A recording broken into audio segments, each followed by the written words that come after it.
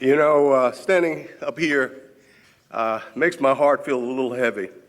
Because, back in 1991, when I first got the idea of trying to create the Arlington Community Foundation, I was really a little unsure as to whether the foundation would grow and prosper as it has over these last 32 years.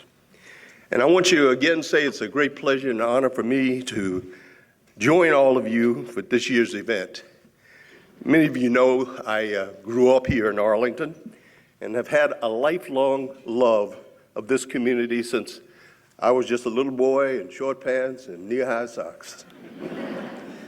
I have seen both the good and bad that together make up a community. That on balance is one that I am proud to have called my home for almost my entire life. Growing up in Arlington my whole life, I was growing up during the days of segregation in Arlington. And it was a little disorienting experience for a child because, just across the bridge is Washington, D.C., which was integrated. Anyone could go to a restaurant and eat. And occasionally my mom and I would go downtown to Washington to shop.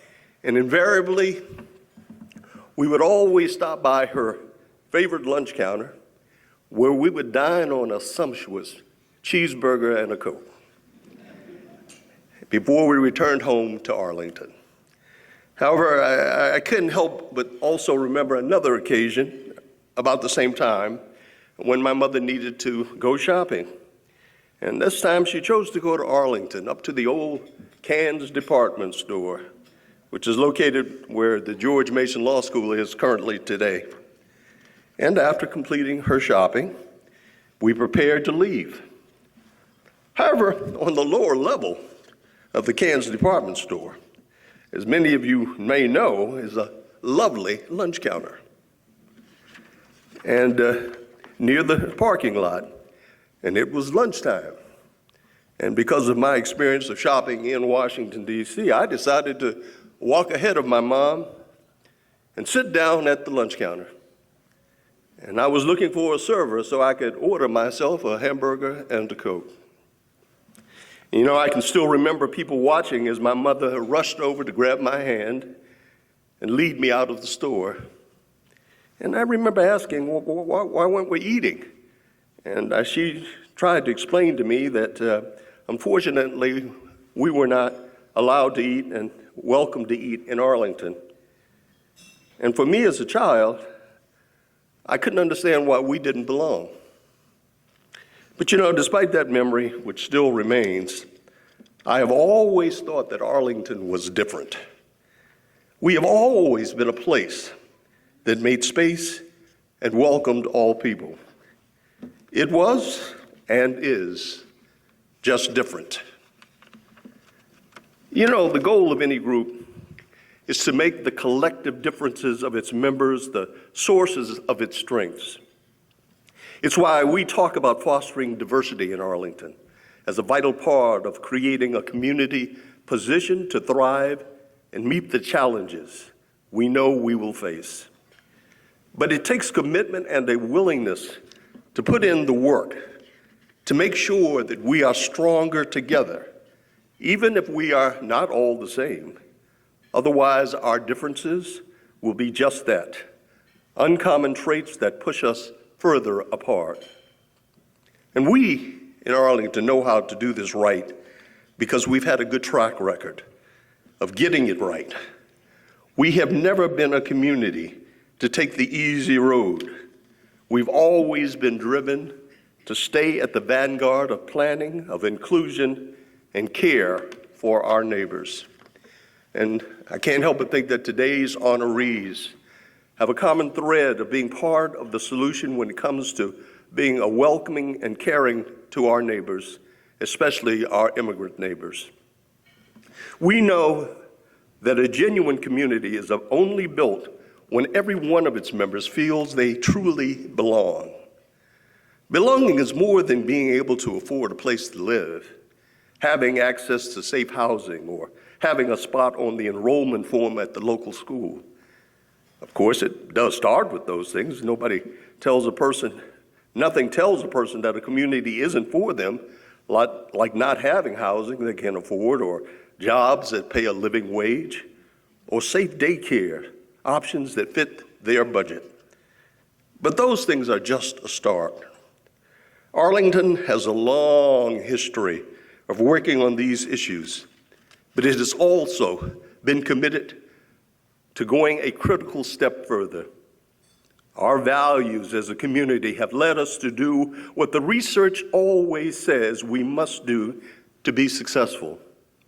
Make sure each member of our community feels connected to this place, to show our neighbors that we all collectively want every person to be here. You know, going back to the influx of the Vietnamese immigrants in the 1970s, we have shown ourselves to be a place full of possibilities for everyone, and a community that embraces what each new group of immigrants adds to our community's depth. This is why we are called to continue fighting the good fight. You know, it could be easy to rest on our laurels, mostly patting ourselves on the back for how we were in the past. The history of being welcoming, progressive, and cutting edge. The history of making potentially risky or controversial short-term decisions that we felt and time confirmed were the bold choices needed to create a future we could be proud of. But what is the value of only having been bold, innovative, and cutting edge as a community if that is just a proud history and not an ongoing commitment?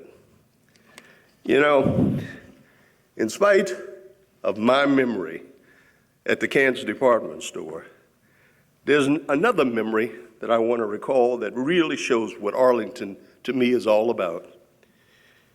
You know, on February 2nd, 1959, 3 young boys and a young girl entered the Stratford Junior High School. And at that moment, Arlington became the first county in the state of Virginia to desegregate.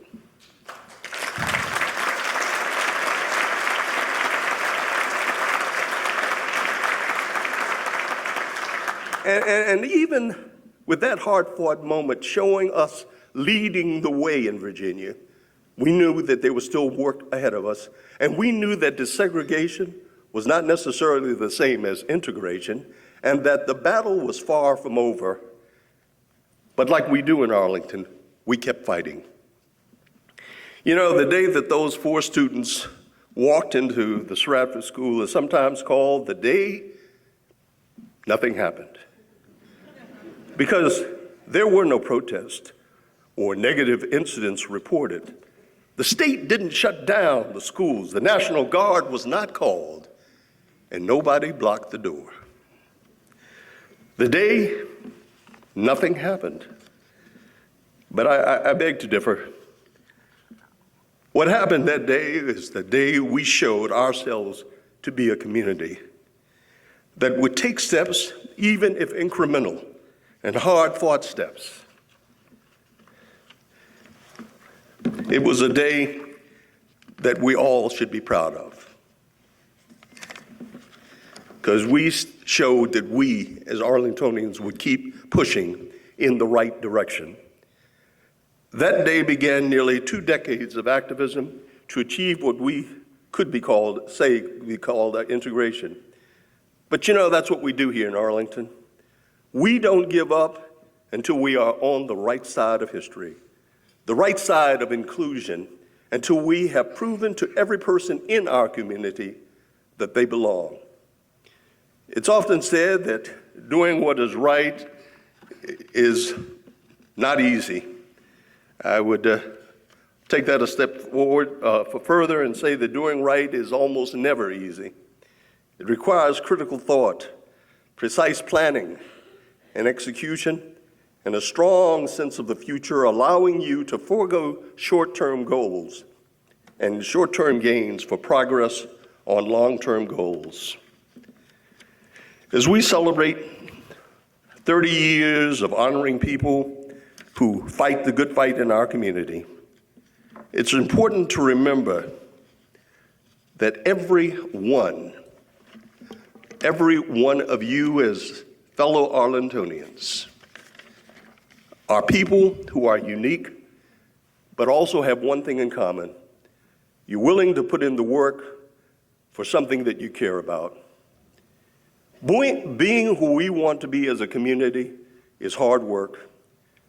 There are no shortcuts, but they say many hands make light work. And each of us doing our part ensures benefits that will mostly be felt by the generations that come after us. To show our gratitude to those who have had the foresight and took action 30 years ago, we know that we need to do the same for those who will be standing here on this stage 30 years from now. So I leave you with this one question. Will future generations be thanking us for what we did?